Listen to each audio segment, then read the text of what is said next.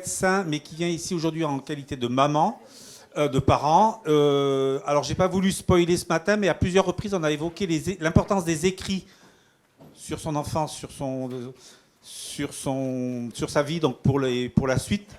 Et je sais que c'est un peu le cheval de bataille de Madame Lachenal. C'est ce dont elle vient nous parler aujourd'hui, depuis Grenoble, où elle anime un groupe de parents qui travaillent là-dessus. Merci de votre présence et je vous laisse la parole. Normalement, ça doit... Ça va marcher. Ah oui, j'attendais un micro. Très bien, vous m'entendez? Parfait. Eh bien, donc, faut que je m'approche un peu. Si vous pouvez me faire signe, peut-être 5 minutes. En fait, je crois que je pourrais en parler 3 heures. Comptez sur moi. Donc, mais bon, j'ai vu qu'on pouvait avoir un peu de souplesse. Donc, je négocierai un peu de souplesse. Voilà, donc je suis Marielle Lachenal, je viens de Grenoble, effectivement. J'ai beaucoup de casquettes. C'est toujours compliqué un peu de me définir, mais parlez plus fort. Alors, faites, voilà, j'espère que ça va aller. Je suis venue au monde de la communication alternative et améliorée comme parent, puisque je suis la mère de Géraldine, qui a 35 ans bientôt, et qui a ce qu'on appelle maintenant pudiquement un handicap complexe. Ça veut dire qu'elle a toutes les misères que vous pouvez imaginer. Je suis une grande militante du handicap et j'ai écrit là en 2023 avec des amis un livre qui s'appelle « Être parent d'un adulte en situation de handicap » qui est paru chez RS. Donc j'aime beaucoup transmettre. Et là, on va parler, c'est ça, de transmission. Alors effectivement, ça c'est le cheminement du groupe de Grenoble, où on avait d'abord commencé un groupe de travail qui s'appelait le Testament éducatif, mais ça faisait trop peur. Et du coup, on a changé de nom et on s'appelle le groupe Relais. Et on va avoir le 17 avril une journée qui est un peu celle-ci. Alors, on voulait le faire à destination des professionnels et des parents. Et en fait, le problème, c'est que les parents se sont inscrits tout de suite. Les professionnels, ah ouais, mais c'est un vrai problème. Parce qu'il va y avoir 100 parents et 20 professionnels. Et nous, on voulait qu'on se parle. Eh bien, je ne sais pas à qui on va passer le relais parce qu'ils ne seront pas là au bout. Voilà. Donc, je vais vous parler de la question des cahiers de vie, des livres de vie. Parce que c'est effectivement mon cheval de bataille ou c'est un peu mon obsession. Parce qu'on fait des cahiers de vie avec les enfants maternels. On se met à faire beaucoup de cahiers de vie, de livres de vie avec les personnes âgées en EHPAD. Il y a même, je les ai rencontrés, des biographes en soins palliatifs qui font pour les personnes qui vont mourir, qui sont en fin de vie, des livres de vie. Et dans le champ du handicap, c'est le grand no man's land. Tout d'un coup, c'est des gens, là, les personnes handicapées, elles n'auraient pas besoin de traces de leur vie. Et les traces de la vie, c'est quelque chose à dire, un moyen de le dire et quelqu'un à qui le dire. Et ça, c'est la communication. Alors, pour commencer, c'est rappeler que les personnes, on dit des fois qu'elles ont des besoins complexes, mais juste, c'est pas vrai, elles n'ont pas du tout de besoins complexes, elles ont les mêmes besoins que nous, c'est-à-dire elles ont besoin de se souvenir, et vous faites tous des livres de photos à la FNAC, elles ont besoin de partager leurs souvenirs, puisque 80% de nos conversations, c'est des événements qu'on a vécus, donc elles aussi, en fait. Elles ont besoin de trouver de la sécurité dans les souvenirs de leur enfance, et là, j'ai ma mère qui a des gros troubles cognitifs et elle se sécurise en se rappelant la glace à la vanille que faisait sa mère. Et on a tous besoin de retrouver de la sécurité dans les malabars ou je ne sais pas quoi. On a tous besoin de parler de nous et de nous comprendre et de nous construire dans le lien avec les autres. On a besoin d'être confirmés dans notre identité et on a besoin que les gens sachent qui on est. Et en fait, c'est les mêmes besoins pour tout le monde. Ça, c'est une diapo qui est très utilisée, mais quand même, c'est ça. C'est-à-dire le même besoin de voir le match, mais avec peut-être des moyens différents. La personne en établissement médico-social n'est pas un voyageur sans bagage. Et il est capital et du devoir du vivant de lui laisser ce qui fait d'elle, qu'elle est ce qu'elle est. Et voilà, c'est un peu ça l'idée. Et puis alors, j'ai trouvé ça, alors c'est un peu terrible, c'est Patrick Bruel qui a tout perdu dans l'incendie de Los Angeles. Et il a dit, la seule assurance à laquelle on ne peut pas souscrire, c'est celle de l'émotion, des souvenirs, des objets et des parfums. Et je pense qu'il y a des adultes qui passent d'un établissement à l'autre sans leur histoire, eh ben, ils sont dans cette situation de terre brûlée. Ils arrivent, ils n'ont rien, ils ont tout perdu, ils ont même perdu leur identité. Donc, vous comprenez pourquoi c'est mon cheval de bataille, en fait. C'est ça. Alors, les fondamentaux, le socle un peu, c'est que, ça c'est un arbre que j'ai trouvé pour dire des racines et des ailes. Voilà, nous, on donne des racines et des ailes. Le cahier de vie, c'est pour la personne et aussi pour les parents et les professionnels, mais c'est pas pour les parents, parce que des fois les parents ils nous emmerdent. Bon, personne n'est trop ceci ou pas assez cela pour pas avoir besoin de traces de sa vie. Personne n'est trop handicapé, personne n'est pas assez handicapé. On a tous besoin de traces de notre vie, et c'est à nous de trouver le chemin pour telle personne à telle personne, lui donner un moyen de se souvenir de sa vie. Il n'y a pas de vie minuscule, ça c'est Charles Gardot qui dit ça. Toute vie mérite d'être partagée. Et vous pourrez voir, il y a un film qui sort qui s'appelle Le Garçon, qui sort cette semaine.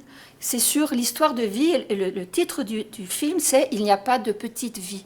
Voilà. Du coup, je me dis, si même au cinéma, ils en parlent. Dans le socle, le respect absolu de l'intimité, c'est-à-dire, effectivement, il faut que la personne elle soit d'accord, ce qu'on met dedans, on respecte son intimité. Et puis aussi, c'est elle qui choisit à qui elle veut montrer et où elle le range. Parce qu'on m'a déjà reproché cette histoire d'intimité, mais si on n'a pas de cahier de vie à ne pas montrer, c'est sûr qu'on ne montrera rien. Pour dire je ne veux pas montrer le cahier de vie, il faut en avoir un à ne pas montrer. Mais de dire oh non, il ne veut pas, faites-le, et puis s'il ne veut pas, il le gardera caché. Voilà. Un engagement, c'est nous. Ça, nous sommes garants de la mémoire de l'autre. C'est Bertrand Cantin, qui est un philosophe sur le handicap, qui dit ça. Et puis, il faut avoir confiance pour partager sa vie. Moi, j'ai une amie qui a fait de superbes cahiers de vie pour son fils, qui est autiste. Elle ne les a pas encore donnés à l'établissement parce qu'elle n'a pas encore assez confiance dans l'établissement pour partager sa vie et la vie de la famille avec eux. Alors, il y a deux formes possibles qui se complètent. Il y a le cahier de vie un petit peu au quotidien, dans la banalité du quotidien, pour se créer des souvenirs. Et puis aussi, il y a les livres de vie, les récits de vie. Peut-être qu'on peut avoir les deux qui se complètent. Hein, ça, c'est Life Storybook. Si vous lisez l'anglais, il est remarquable, ce petit livre-là. Avec toujours l'idée de ma marmite de la communication. Quelque chose à dire, une façon de le dire et quelqu'un à qui le dire. Et vous avez le cahier de vie là-dedans. Alors, au fil du quotidien, ça, c'est des exemples de cahiers de vie. Vous avez des cahiers de vie qui peuvent être écrits à la main. Vous avez des cahiers de vie en picto. Vous avez des cahiers de vie avec beaucoup de photos. Vous avez des cahiers de vie avec juste des dessins. Vous avez des cordes du temps. Hein, ça, c'est Bernadette Guérit-Hess qui en parle. Des cordes du temps où vous allez pouvoir accrocher des objets. Vous avez des boîtes de conversation qui sont des boîtes cahiers de vie. Vous avez maintenant beaucoup de numérique en cahier de vie, mais moi, je milite pour le papier. Et puis, vous avez des cahiers de vie avec tout genre de cahiers de vie. Et puis, vous avez des livres de vie. Alors, il y a mon carnet parcours de vie, ma mémoire partagée du GNCHR. Là, c'est celui de ma fille. C'est numérique, mais des fois, le papier, c'est quand même pas mal. Vous avez des parents qui font tous les ans ou tous les 6 mois des livres de photos pour leur enfant. Il ne faut pas oublier de les annoter parce que sinon, on ne peut rien en faire. Et puis, vous avez là un exemple du livre de vie de ma fille où je dis, par exemple, qu'il y a quelque chose qui la fascine, c'est les escaliers roulants en panne. Mais je me dis, mais quand je serai morte, qui va leur dire qu'elle est fascinée, peut-être même angoissée par un escalier roulant en panne? Donc, il faut qu'ils sachent quand je serai morte. Et puis aussi les sèche-mains, comme ça, elle adore. Voilà, donc c'est important.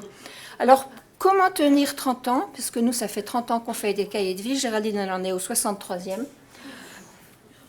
Comment tenir quand c'est compliqué dans l'établissement? Comment tenir quand on s'use? Eh bien, il faut comprendre le sens des cahiers de vie. Je ne vais pas vous dire comment on les fait, je vais vous dire pourquoi on les fait. Regardez les hommes préhistoriques qui faisaient des cahiers de vie sur leur grotte. Et puis, regardez ce qu'a dit Saint-Exupéry. Si tu veux construire un bateau, ne rassemble pas tes hommes pour leur donner des ordres, expliquer des détails. Si tu veux construire un bateau, fais naître au cœur de tes hommes et femmes le désir de la mer. Donc, je vais vous faire naître le désir d'un cahier de vie. Alors, pourquoi on fait des cahiers de vie? On fait des cahiers de vie pour se souvenir. Donc, ça, c'est des livres... Vivre avec son passé, c'est un philosophe qui vulgarise beaucoup, qui est sympa. Et L'enfant et le temps de Bernadette Guérit-Hess, qui est pas mal. pour se souvenir, enfin pour se rappeler qu'on a besoin de se souvenir et que les souvenirs sont soufflés de l'extérieur.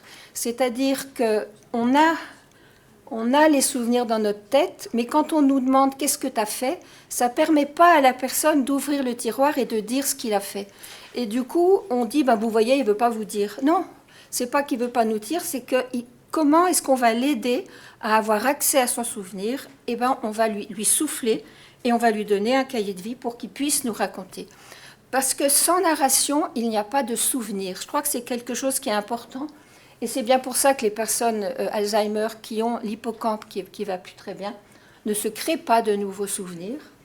Voilà, parce que quand on vit quelque chose, on n'a pas dans la tête une zone du souvenir. On va dispatcher l'événement qu'on a vécu dans plusieurs zones. La zone de l'odeur, la zone du bruit, la zone. Elisabeth, qu'est-ce que fout de moi? Voilà. Donc... mais pour que ça devienne de la mémoire longue, il faut que ça repasse par la garde-tri de l'hippocampe. Et pour que ça passe par la garde-tri de l'hippocampe, il faut le raconter. C'est-à-dire que si vous avez un souvenir que vous ne racontez pas, eh ben, il va s'évaporer. Si vous avez un souvenir que vous racontez, il va y avoir des traces dans les neurones, des traces neuronales de ce souvenir. C'est comme quand vous traversez un champ, vous traversez, et ben à la fin, vous créez un chemin. Donc, racontez, et à la fin, vous aidez les personnes à se créer des vrais souvenirs. Donc, pour se souvenir, pour le partager, on a besoin de partager sa vie avec les autres. Donc là, c'est une amie, une jeune adulte. Ça, c'est ma fille Géraldine avec une nièce. Partager sa vie avec... Vous avez parlé ce matin du turnover. Partager sa vie, faire connaissance avec la personne qu'on ne connaît pas, savoir qui elle est, pouvoir dire tu te souviens, pouvoir faire le lien entre mes différents lieux et périodes de ma vie, on en a parlé à midi, ou bien pour le garder dans son placard. Et je crois que, vous voyez, j'ai trouvé ça sur Internet, les personnes, elles ont 2 lieux de vie différents, mais elles n'ont pas 2 identités différentes. Ce sont les mêmes personnes qui sont à l'établissement et à la maison. Et ben, s'il y a un cahier de vie, et ben, peut-être que la personne va avoir conscience qu'elle est la même et qu'elle va pouvoir avoir un lien entre ses vies. Voilà, donc c'est pas mal. Pourquoi? Pour le partager, bien sûr. Alors, vous voyez, ça, c'est le cahier de vie d'un ami. Sa fille, elle est absolument non-voyante. Elle a des cahiers de vie extraordinaires parce que c'est un cahier de vie que l'entourage, que les amis, que les professionnels vont lire avec elle. Un cahier de vie qu'aussi on pourra lire tout seul. Donc, je crois que ça, je me dis plus loin.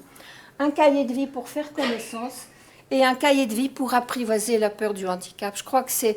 peut-être que les personnes qui sont en établissement, j'espère que les professionnels ont déjà apprivoisé, mais à la maison, les amis qui viennent, les personnes qui viennent, qui ont peur quand même de Géraldine, qui ne savent pas comment lui parler parce qu'elle ne parle pas, elle signe et elle a ses cahiers, on apprivoise. Moi, ce qui m'impressionne beaucoup en ce moment, c'est que j'ai des petits-enfants qui sont ados.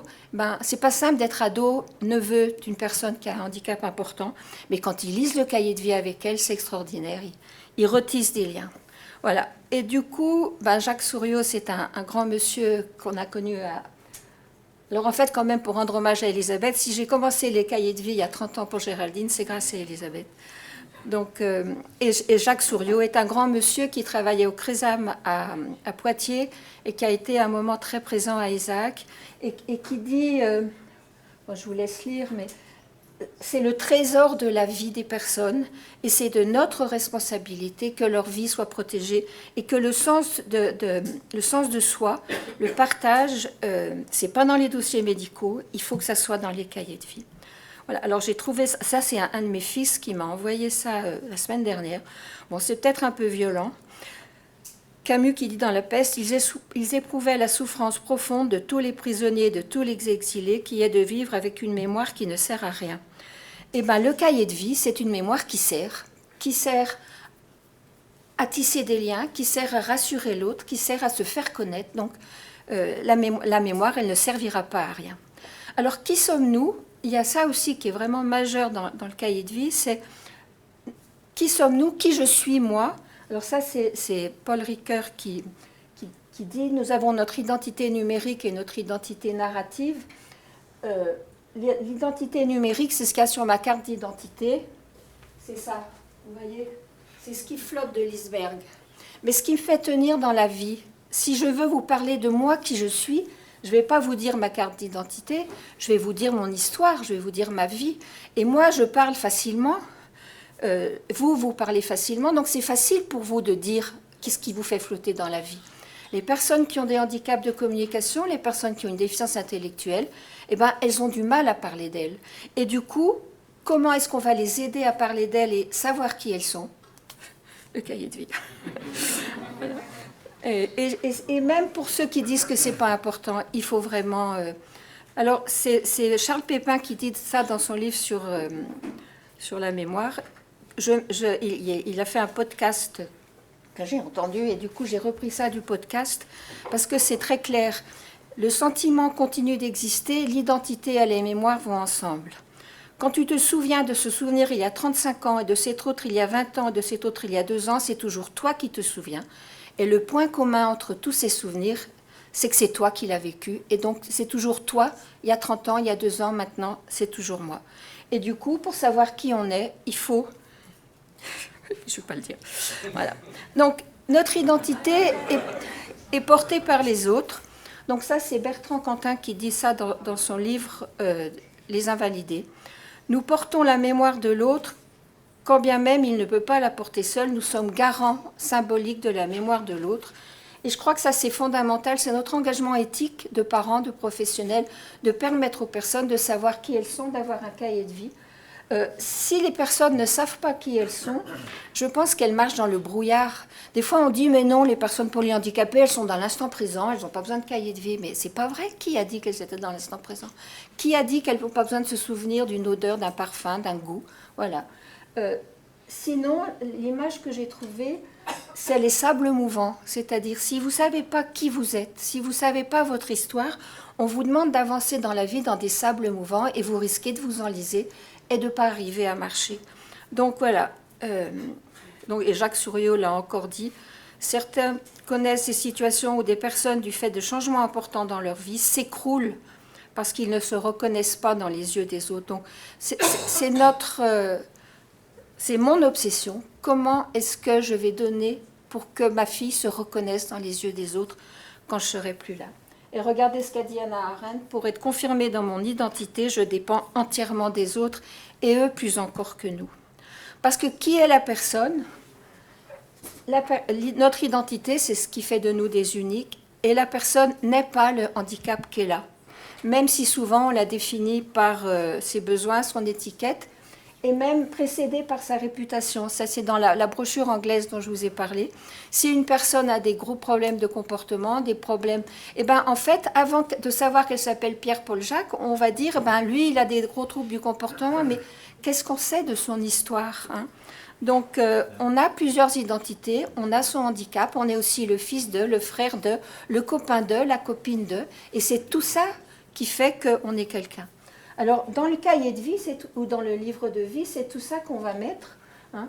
Alors, elle peut, elle aime, elle comprend, elle se souvient. Alors, c'est vrai que je me suis surprise récemment à dire, des fois, je survalorise ce qu'a fait Géraldine pour dire aux éduques, mais vous avez vu, elle est meilleure que ce que vous croyez. C'est-à-dire, quand elle adore une exposition dans un musée, on va beaucoup en parler parce qu'ils n'imaginent même pas qu'elle aime aller au musée. Voilà, donc ça peut être aussi changer le regard sur elle, c'est-à-dire je vous jure, elle est capable de, je vous le jure, elle comprend, je vous jure, elle connaît, et je vous jure, il y a des gens qui l'aiment. Voilà. Et ça peut donner à la personne... 5 minutes, je ne sais pas du tout où j'en suis, mais je vais accélérer. Se repérer sur son chemin de vie, hein, parce que ça c'est le dédale de la vie de nos enfants. Et ça, j'en parlais tout à l'heure à midi. Vous voyez, pour Géraldine, je lui ai fait un chemin de vie. C'est son chemin de vie. Quand elle a changé d'établissement, je lui ai dit, ben voilà, tu as fait déjà tout... Ta famille en bas qui a toujours été là, et puis tu as eu des amis, et là, tu vas aller voir, tu vas avoir de nouveaux amis, et tu vas y arriver. Voilà, très concrètement, la personne avec son cahier de vie, elle peut s'occuper seule. Là, c'est une jeune femme qui s'appelle... je ne sais plus avec le stress. Mais voilà, c'est sa maman qui... regardez Elisabeth, ce que j'ai mis. J'ai plusieurs amis dont les enfants ont des cahiers de vie et ils peuvent passer tout seuls dans leur chambre des heures à regarder leur cahier de vie. C'est-à-dire que c'est vraiment important. Elle peut apporter son cahier pour qu'on lise avec elle. Elle peut prendre sa place dans le groupe. On ne va pas parler d'elle, mais c'est elle qui va raconter. Voilà. Et elle peut être fière. Alors, comment mobiliser les parents, les professionnels? Parce que c'est quand même ça le vrai défi. Il y a la question de l'orthographe qui peut faire peur. C'est-à-dire, moi, je fais des fautes d'orthographe, donc je ne vais surtout pas écrire. Vous avez la corvée, c'est vrai que c'est la corvée, mais quand on sait que c'est vital pour la personne, peut-être qu'on va accepter de faire la corvée. Pourquoi il faut un cahier de vie pour les parents? Pour pouvoir penser son enfant. Je crois que ça, des fois, les éducateurs et les professionnels, ils ne comprennent pas toujours. Mais mes enfants qui n'ont pas de handicap, ils travaillent, ils ont une famille, ils habitent. Je peux les penser. Là, maintenant, je peux penser mes autres enfants. Géraldine, je n'ai pas grandi dans un établissement médico-social. Si je ne sais pas ce qu'elle y fait, je ne peux pas la penser. Je peux dire le matin, elle a une douche, après elle mange, mais je ne peux pas vous parler d'elle parce que... Et du coup, je ne peux pas la penser. C'est pas un manque de confiance, c'est pas un espionnage, c'est pouvoir penser son enfant. Et puis ça, c'est le chemin de la rencontre en analyse transactionnelle. Quand on retrouve quelqu'un qu'on n'a pas vu depuis 2 mois, depuis 1 mois, on va commencer par partager du banal, on va après partager du familier, et on arrivera à l'intime après avoir... On va se réapprivoiser chaque fois qu'on se voit. Et quand vous avez des familles qui récupèrent leur adulte, bonne quinzaine pour Anthony, bonne quinzaine, que Anthony ne parle pas, qu'est-ce que vous dites? De quoi vous parlez? Comment vous vous retissez? Moi, mes enfants qui n'ont pas de handicap, quand ils débarquent du train, c'est pas là qu'on partage de l'intime. C'est quand on a passé 2 jours ensemble à se retisser des liens. Donc, il faut un moyen pour les parents de parler à leur enfant. Voilà. Alors, quand recueillir, je pense que j'ai bientôt fini. Quand recueillir... Mais non, j'ai 5 minutes encore. J'ai commencé à écart. On essaiera de prendre 1 ou 2 questions. Alors, quand recueillir, faites attention, ce n'est pas le jour où ils rentrent dans un établissement que les parents ils vont vous dire ce qu'il faut marquer dans le cahier de vie, parce qu'il y a des professionnels, parce qu'à Grenoble, on est un groupe où il y a parents professionnels qui disent « Ouais, mais c'est de leur faute, les parents, à l'arrivée, ils nous disent rien. » Mais les parents, ils ne vont pas vous dire à l'arrivée. Ils vont vous dire peut-être au bout d'1 mois, au bout de 2 mois, et puis ils ne vont pas tout vous dire d'un coup. Moi, j'ai une amie, ils m'ont dit, bah oui, c'est vrai, le jour de l'arrivée, ils ont noté à 2 frères. À 2 frères, mais qu'est-ce qu'on va dire à ce jeune il a 2 frères? Donc voilà, pas dans le dossier, attendre que la confiance... C'est eux les experts de leur enfant. C'est pas si souvent qu'on dit qu'ils sont experts. Il faut valoriser le chemin qu'ils ont fait avec leur enfant devenu adulte, leur rendre hommage de ce chemin qui a été possible, en tenant compte, ça c'est dans la brochure anglaise que j'ai retrouvé ça, la dévalorisation de ce qu'ils font au quotidien. Vous faites des choses tellement super dans l'établissement, puis nous on fait rien grand-chose. Voilà, le besoin de poser à leur famille, peut-être aussi d'une histoire de conflit avec les professionnels. C'est pas si simple, peut-être une histoire de relation complexe avec cet enfant qui a été si compliqué, et puis peut-être aussi de la culpabilité de l'avoir fait rentrer. Et puis, du côté des professionnels, ça c'est une enquête en Angleterre, mais je pourrais vous envoyer le lien, c'est que même quand on croit connaître la personne, avec un cahier de vie ou un livre de vie, on la connaît mieux. Et puis, c'est pas simple pour les nouveaux et le turnover. Alors, il y a toujours l'inquiétude de savoir si on saura faire, mais je crois que c'est vraiment remettez le passé et l'histoire des personnes dans la vie de l'établissement, parce qu'il faut... bon, ça, c'est un peu redondant. On continue le cahier de vie, le livre de vie, tant que la personne n'est pas morte. Hein, ce n'est pas lié à la vie des parents, c'est lié à la vie de la personne. Qu'est-ce qu'on va mettre? On va mettre des détails, du sensoriel, on va mettre des bons moments et des mauvais moments. On va mettre des photos, des tickets de bus, des crins de cheval, les prénoms sur les photos. Il y a tellement de... C'est pour ça que le papier, c'est bien par rapport au numérique. Hein. Le papier avec des photos, des recettes de cuisine. J'ai trouvé cette citation, la table et la nourriture font des souvenirs gourmandises. Voilà, j'ai mis les œufs à la neige que fait ma mère, donc moi, ça sera mon souvenir quand je perdrai la tête. Le parfum de la maman, vous voyez, il faut mettre ça parce que l'identité de la personne, elle est là. Voilà, des détails qui concernent le groupe, pouvoir dire, tu te souviens, je crois que j'ai une photo, voilà, ça c'est un établissement où on est allé avec Elisabeth à Bergestein, où ils font des cahiers de vie collectifs, un cahier de vie avec le groupe, mais s'il n'y a pas de cahier de vie collectif, où se perd la mémoire aussi de la vie dans l'établissement. Ça, c'est une amie, c'est Fred Rocher, qui fait des cahiers de vie dans un établissement, une maison d'accueil spécialisée à Fort-Calquier. Ils sont extraordinaires. Et puis des cahiers de vie. Il n'y a pas besoin que ça soit des pictos, on peut écrire, on peut coller. Les freins, ça prend du temps. Ben oui, ça prend du temps, mais peut-être que c'est un frein qui arrive. Le droit à l'image, c'est une catastrophe, le droit à l'image. Mais est-ce que le droit à l'image est plus fort que le droit de communiquer ? Vous voyez, il faut que le trombinoscope... Il y a un établissement, ce matin j'ai vu Céline Poulet, un établissement pour adultes autistes où ils ont supprimé les trombinoscopes et les cahiers de vie et les photos pour partager. Donc, il faut éclaircir, faites signer un droit à l'image, mais c'est pas pour passer à la télé, c'est pour que les personnes elles puissent exister. Donc, ça sera à réfléchir peut-être. L'intérêt non partagé, bon, ça, c'est un petit peu... parce qu'il faut tenir... Hein. Alors ça, j'ai trouvé dans la brochure anglaise. Vous pensez que c'est parce qu'ils ont du mal à parler, mais en fait, ce qui bloque, ce sont les facteurs sociaux. De faibles attentes, ne pas prendre le temps. Faibles attentes, ça veut dire elle est trop pas bonne pour qu'on lui fasse un cahier de vie. Le fait de ne pas accorder de valeur à ce qu'il raconte, peur que ça soit triste et que ça rappelle des mauvais souvenirs. J'ai bientôt fini. À cause de la routine, parce qu'on a l'impression qu'on n'a rien à raconter. Oui. C'est bon ? Oui, d'accord. Voilà.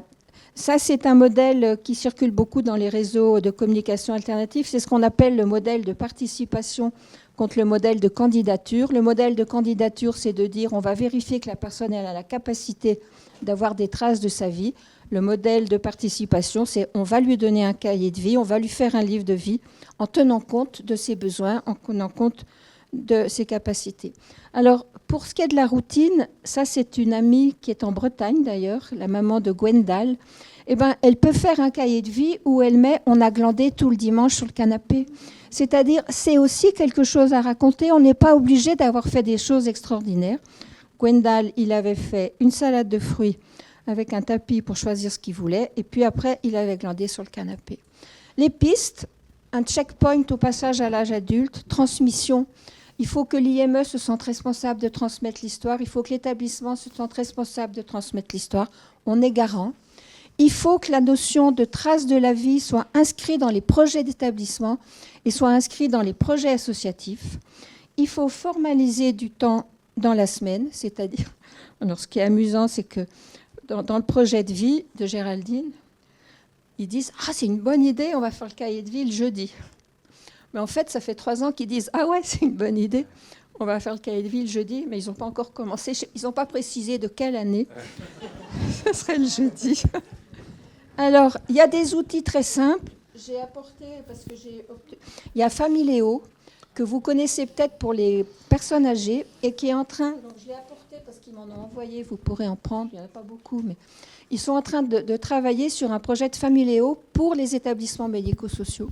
Et je crois que ça, on ne pourra plus dire que c'est compliqué. Il y a mon carnet parcours de vie, mais je pense que c'est compliqué et que ça fait peur aux professionnels, parce que moi, ils n'ont jamais sorti l'ordinateur du sac. Et puis, un livre de photos à chaque anniversaire, pourquoi pas. De toute façon, qu'est-ce qu'il faut ?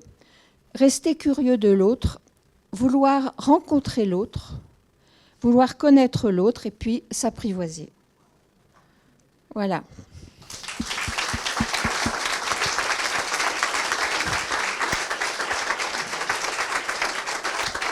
Gros succès. Merci Madame Lachenal pour cet exposé mené de main de maître, passionnant et vécu de l'intérieur. Pour les non-initiés, mais je ne suis pas sûr qu'il y en ait, hein, vous avez fait référence souvent à une certaine Elisabeth, c'est Madame Catex qui nous fait l'honneur de sa présence, qui est Madame CAA, qu'on ne présente plus. Merci d'être là Elisabeth. Allez, on prend une question. S'il y a.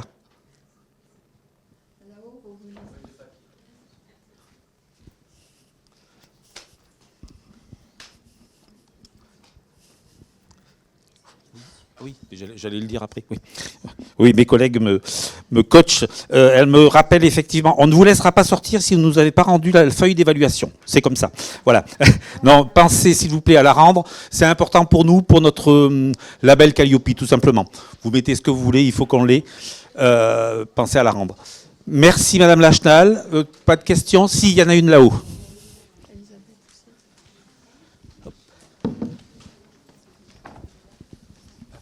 Je croyais que c'était toi.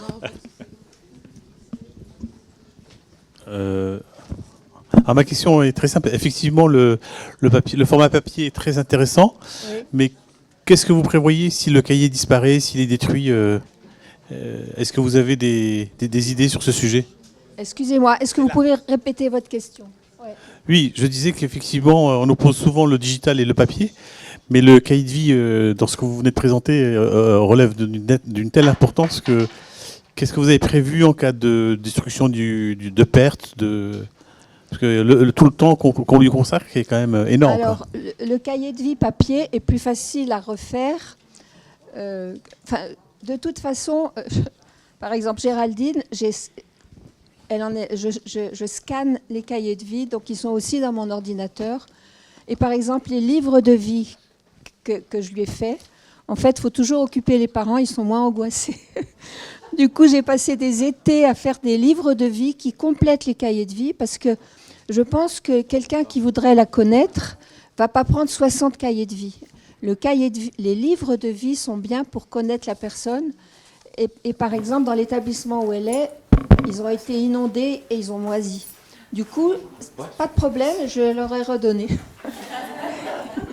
Et voilà, mais je pense que rien ne vaut le papier. Moi, je vois, parce que dans le monde de la communication alternative, c'est un peu effectivement les tablettes, les cahiers de vie numériques, il y en a des tas, mais quand ils perdent ça, mais sur Internet, il y a des parents qui sont effondrés quand la tablette, quand le logiciel numérique disparaît, quand la tablette, il faut du papier. Vous pouvez faire la tablette et vous tirez sur papier aussi. T'en penses quoi? Oui, hein? Oui, du papier. Et puis le numérique, ça se perd. Le numérique. Oui. Non, et même, vous voyez, souvent dans les tablettes, il y a beaucoup de photos. Mais Géraldine, elle peut retrouver un cahier de vie d'il y a 4 ans, en tournant les pages, elle va passer 3 heures. Comment elle peut retrouver dans les numériques en tournant? Ouais, moi, je suis un peu sourde parce que je suis vieille. Donc, il a dit quoi? Pardon, j'ai pas entendu. Vous pouvez répéter? Non, mais ce que j'entends, c'est que vous avez effectivement des copies papier. Je vais dire.